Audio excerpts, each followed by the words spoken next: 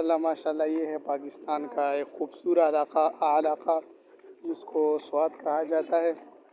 इस इलाके में आपको आने के लिए 2-3-4 बातों का ख्याल रखना ज़रूरी है।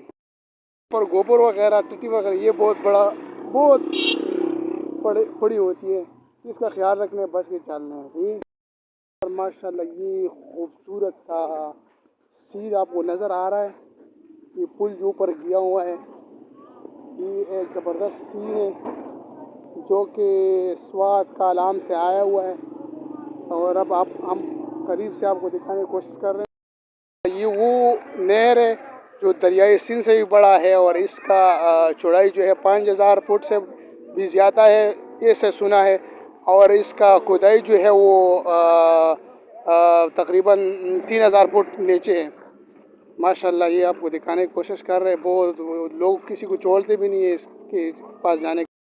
मछलियाँ होती हैं ना, मछलियाँ वो 5-5 किलो से एक मछलियाँ कम नहीं होती हैं। माशाल्लाह जज़ाकल्लाह। दूसरी बात ये है कि यहाँ पर कबाड़ वगैरह भी पड़े होते हैं। अगर किसी ने कबाड़ वगैरह चुनना है ना तो यहाँ पर आ जाए, इतना पैसे कमाएगा कि आपकी ख्याल से भी ज़्यादा होगा। तो यहाँ पर कबाड़ वगैरह भी पड़े होते हैं।